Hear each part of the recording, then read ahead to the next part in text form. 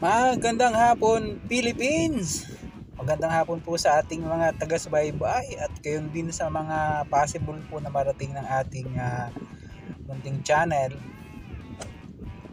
Ngayon po'y araw ng Huwebes, 27 sa buwan ng Hunyo. Oras po natin ay halos 3:30 na ng hapon. At binabaybay po natin kasalukuyan ito pong South Luzon Expressway, heading northbound po tayo. At sa kasalukuyan nandito po tayo sa may Santa Rosa. Dito na po natin siya naumpisahan, ano? At kung mapansin nyo, yung pong gitnang bahagi nitong expressway dito po sa bahagi ng Santa Rosa, pagitan po ng Ito niyan to Santa Rosa, sinemento nila o bukod tangi po itong ganito dito. Ayan, tuloy-tuloy po yung paggawa nila dyan. At yun na nga po, ibabahagi po natin sa inyo ang mga latest development po ng road widening at expansion project ng South Luzon Expressway TR3. Dito po sa, ang tinatahak nga po natin ay northbound, no?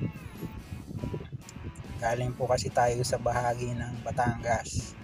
Ito pong nakikita nyo, ito po ang Santa Rosa Interchange. At yun, nagkapalad tayo na makuhanan siya ng aerial shot. Kapansin-pansin mga kabayan, no? Lahat po ng interchanges ng South Luzon Expressway, halos lahat, pero hindi naman yung iba, ay tinanggal nila yung mga puno, no? Diyan sa mga paligid-ligid ng toll plaza, yung sa may trumpet style ng kanilang kalsada, no? Ayan, siguro i-maximize po nila yung mga area na yan para ma-utilize kung ano man po yung pwede nilang paggamitan sa mga lugar na yan, ano? Nakita nyo, karamihan po niyan, kung kayo ay madalas madadaan dito, ay mapapansin nyo, napakalinis ng tingnan. Medyo nagkadamo na nga lang po kasi ilang linggo na nag-uulan o halos buwanan po, mag-umpisa nung mag-uulan. Ayan, at ibabahagi nga po natin sa inyo yung mga latest development po dito sa continuous na paggawa nito pong road widening project ng South Luzon Expressway ng San Miguel Corporation. Kung mapansin nyo dito sa mga bahaging ito, paluluang na yung magkabilang gilid niya, may mga additional na. At nandito na po tayo sa isang interchange, Mamplasan po ito.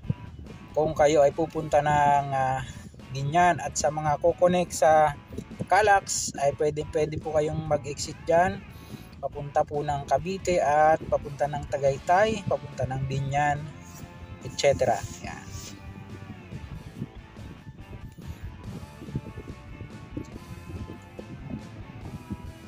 Hindi po tayo magpuputol ng video dahil nung mga nakakaraan may nag-comment sa atin, putol-putol daw yung ating video. So diretso-diretsuhin po natin ito hanggang makarating tayo ng bahagi ng bago dumating ng Alabang, no? Ayan, ganun lang po kahaba yung paiksi yung ating video.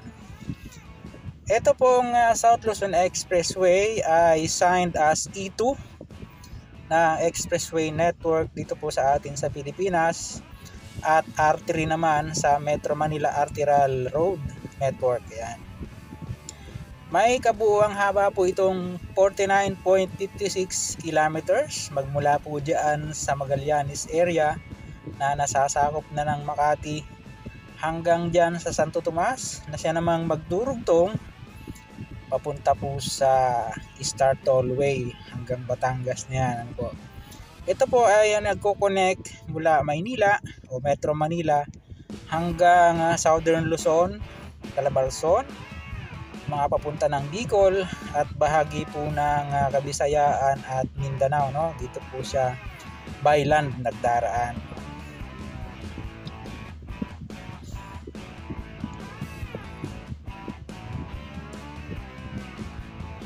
Nakakatuwa po dahil mayroong mga part na maluluang na, kaya lang mayroon siyang disadvantage, no? Makikita nyo po maya maya ng kaunti.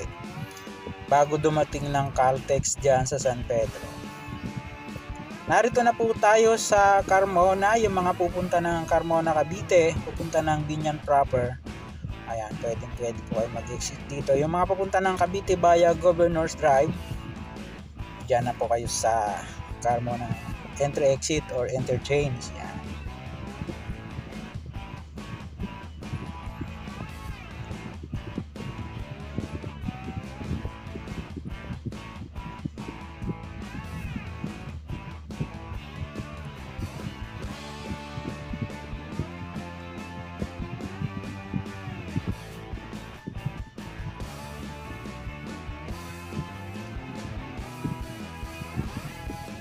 At itutuloy-tuloy po natin itong biyahe, no?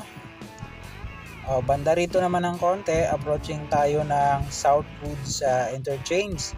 Bahagi pa rin po ito ng Biñan, yung mga pupunta ng Pasita Complex at ng Canlalay, Biñan, ay pwede po kayo dito mag entry exit. Yan.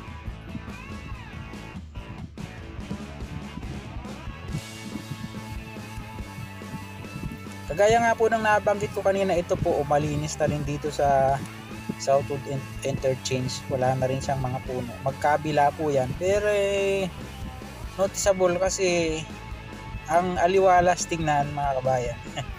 Sa mga bihira lang po magpunta rito, maninibago kayo. At sa mga lagi naman ng nagdaraan, mapapansin nyo po yan. Ayan, binaybay po natin dito sa gilid. Halos isinagad natin sa may mga plastic barrier na are nasa kanan bahagi ng kalsada. Ayan, 2 lane pa itong nadagdag na ito rito. At dun po sa mga ibang bahagi, kung mapapansin nyo, lalo na po dyan sa may bahagi na ng San Pedro, makita nyo mamaya,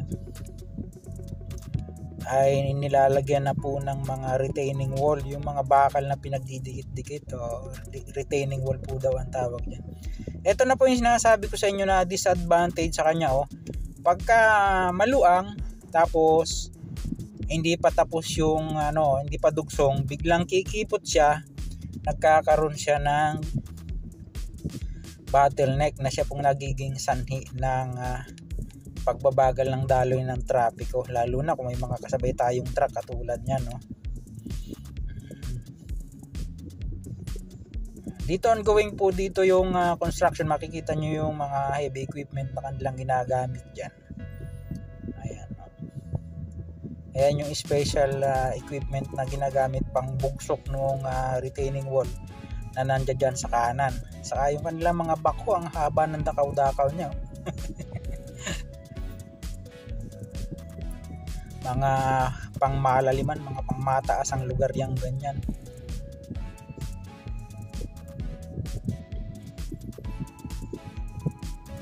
Approaching na po tayo ng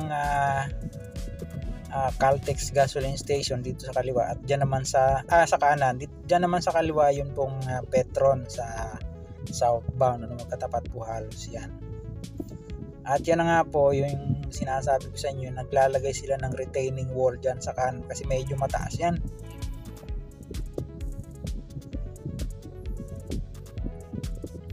Yung mga gustong mag-stop over, punta ng comfort room, may mga malilinis po dyan mga comfort room sa gasoline station na yan. Pwede rin po kayong kumain, maraming mga kainan dyan, mga fast food chain, mga bilihan ng pasalubong, mayroon din dyan, ang alam ko. Saka doon sa Shell, no, mayroon din dyan. Yan, pwede po kayo mag-stop over dyan at medyo mag-relax konti.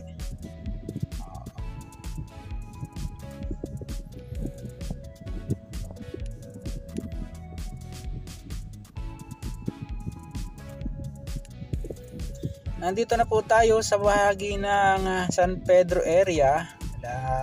Nasasako pa rin po ito ng lalawigan ng Laguna, no? At kagaya nga po ng nabanggit ko noong nakaraan, yung pong kanan napipigure out na natin, no?